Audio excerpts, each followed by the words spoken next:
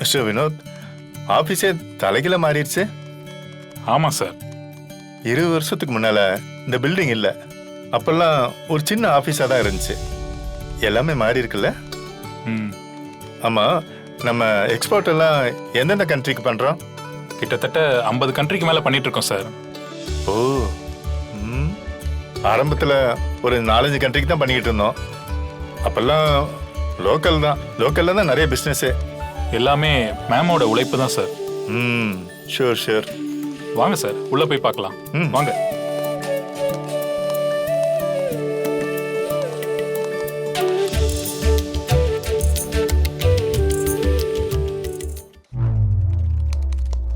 Sir, good morning sir. Good morning. சொல்லுங்க. நாளைக்கு ஒரு நாள் மட்டும் லீவ் வேணும் சார். சார், இந்த கம்பெனியில் நீங்கள் என்ன பொசிஷனில் இருக்கீங்க? மேனேஜர். இங்கே நீங்கள் எவ்வளோ முக்கியம்னு தெரியும்ல? இல்லை சார், ஒரு எமர்ஜென்சி. சார், நீங்கள் லீவ் போட்டால் வேலை எப்படி நடக்கும்? அது இல்லாமல் நாளைக்கு ஏகப்பட்ட ஆர்டர்ஸ் டெலிவரி கொடுக்க ரெடியாக இருக்கு. முக்கியமான மீட்டிங் வேற இருக்கு. இந்த வீக்லேயே நாளைக்கு தான் ரொம்ப பிஸியான டே. உங்களுக்கே தெரியும்ல. வேணா ஒரு நாள் கழிச்சு லீவ் எடுத்துக்கோங்க. என்ன சார், லீவ் தர முடியாதுன்றாரா? ஆமாங்க.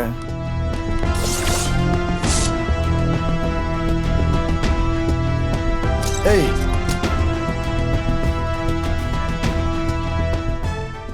உனக்கு இங்க என்ன வேலை?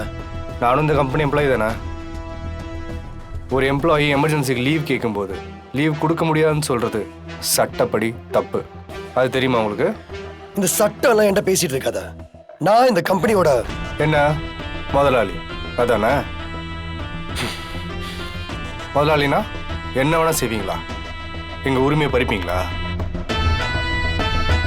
வேலை செய்யறதுக்கு தான் நீங்க சம்பளம் கொடுக்குறீங்க, எங்க உரிமையை பறிக்கிறதுக்காக இல்லை. இது பாரு, நாளைக்கு ஏகப்பட்ட மீட்டிங் இருக்குன்னு சொல்லிட்டு இருக்க. நீ தேவையில்லாம இங்க வந்து பிரச்சனை பண்ணிட்டு இருக்க. கிளம்பு முதல்ல. முடியாது சார், நீங்க அவருக்கு லீவ் கொடுத்தே ஆகணும். வினோத் மேம், அரேஞ்ச்மெண்ட்ஸ்ல எந்த ஒரு மிஸ்டேக்கும் நடந்துடக்கூடாது. எல்லா மீட்டிங்கும் பக்காவா அந்தந்த டைம்ல நடக்கணும். Okay ma'am. கரெக்டா ஷெட்யூல் பண்ணுங்க. சரிங்க மேம்.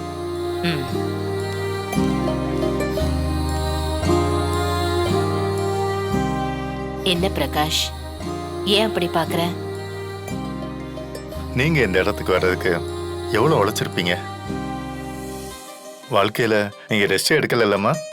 பிரகாஷ், வாழ்க்கையில ஜெயிக்கணும்னா ரெஸ்ட் எடுக்கிறத பத்தி எல்லாம் யோசிக்கவே முடியாது. எப்பவும் நிக்காம ஓடிக்கிட்டே தான் இருக்கணும். எனக்கு அப்பாவோ தாத்தாவோ உட்கார்ந்து சாப்பிடுற அளவுக்கு பேரையோ புகழையோ சம்பாரிச்சு கொடுக்கலையே. தானா ஒரு அடித்தளம் போட்டு முன்னேறவங்க எல்லாருமே இப்படிதான். சிபி உங்களை ரொம்ப கஷ்டப்படுத்திட்டானாமா? பிரகாஷ், அப்படியெல்லாம் இல்ல. இப்போ நல்லபடியா தான் ஆபீஸ்க்கு வந்துட்டு போயிட்டு இருக்கான். எனக்கு நல்ல உதவியா தான் இருக்கான். பொய் சொல்லாதீங்கம்மா. இத்தனை வருஷம் அவன் நம்ம குடும்பத்தை பிரிஞ்சுதானே இருந்தான். இப்பதானே அவன் நம்ம வீட்டுக்கே வந்திருக்கான். நான் நல்லா இருந்திருந்தா உங்களுக்கு கண்டிப்பா உதவியா இருந்திருப்பேம்மா. என்னோட பொறுப்பும் உங்க தலையில வந்து விழுந்துருச்சு இல்லம்மா? பிரகாஷ், அதெல்லாம் ஒண்ணும் இல்ல. எதுக்கு நீ இவ்வளவு ஃபீல் பண்ணிட்டு இருக்க?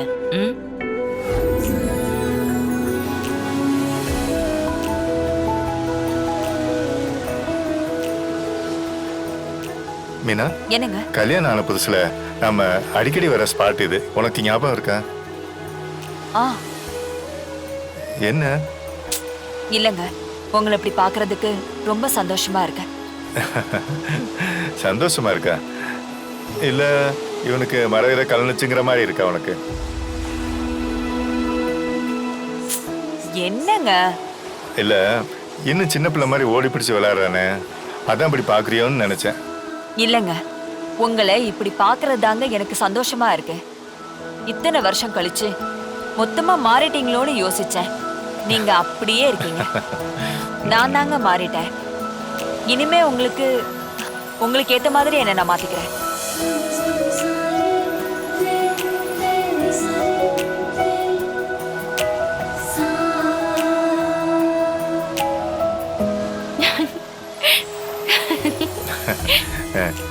சிபி ஏன் ஒதுங்கி நிக்கிற? கடலுக்கு வந்தா முதல்ல கடல்ல காலை நினைக்கணும். சிபி உனக்கு ஞாபகம் இருக்காப்பா, இந்த பீச்ல தினம் ஈவினிங் உன்னை வாக்கிங் கூட்டிட்டு வருவேன். நீ என் விரலை பிடிச்சிட்டு விடவே மாட்ட. என் கையை பிடிச்சிக்கிட்டே இந்த பீச்சு ஃபுல்லா நடப்ப. அப்பெல்லாம் இவ்வளவு கடைகளே இல்லப்பா, வெறும் பஞ்சு மிட்டாய் கடை மட்டும்தான் இருக்கும். தினமும் என்கிட்ட பஞ்சு மிட்டாய் வேணும்னு நீ அடம் பிடிப்ப. வீட்டுக்கு போனா உங்க அம்மா எதுக்கு இவ்வளவு கலர் கலரா பஞ்சு மிட்டாய் வாங்கி கொடுத்தீங்கன்னு என்ன திட்டுவா. என்ன இப்பவும் சாப்பிடுறியா?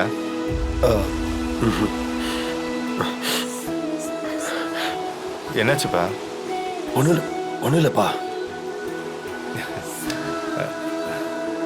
அப்பா அப்பா வாங்க கண்ணாமூச்சி விளையாடலாம். அம்மா கூப்பிடுமா? வாங்க.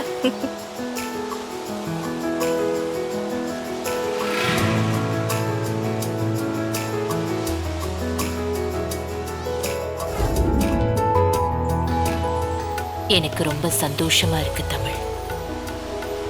என் மகனை, மருமகளை, சிபிய, வர்ஷினிய இப்படி குடும்பமா பார்க்கறதுக்கு பறக்கிற மாதிரி இருக்கு. 20 வருஷம் கழிச்சு அவங்களுக்கு ஒரு புது வாழ்க்கை கிடைச்சிருக்கு. ஜனமா, அவங்களுக்கு மட்டும் இல்லம்மா, நீங்களும் ஒரு புது வாழ்க்கையை ஆரம்பிச்சிருக்கீங்க. உங்களுக்கு தோன்றத சந்தோஷமா செய்யுங்க. இத்தனை வருஷம் உங்க மனசுல இருந்த கவலை எல்லாமே மொத்தமா போயிடுச்சுன்னு நினைச்சுக்கோங்க.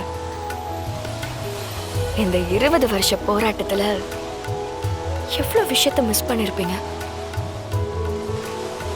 அது எல்லாத்தையுமே மாமா கூடவே இருந்து நீங்களும் செய்யணும். நீங்க எதுக்கும் கூச்சப்படாதீங்க.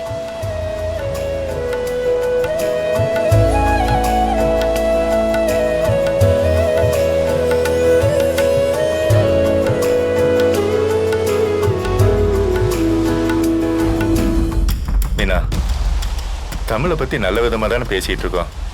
எதுக்கு இப்ப தப்பா பேசுற? பின்ன இது நல்ல விஷயமாங்க.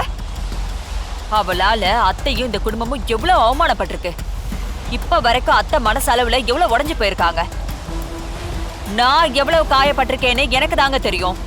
திடீர்னு அவளை கொண்டு வந்து இந்த குடும்பத்தோட சேர்த்து வைக்க பாக்குறா. அது சரியா? தப்புதான் மீனா. உன்னோட கோவத்துல நியாயம் இருக்கு.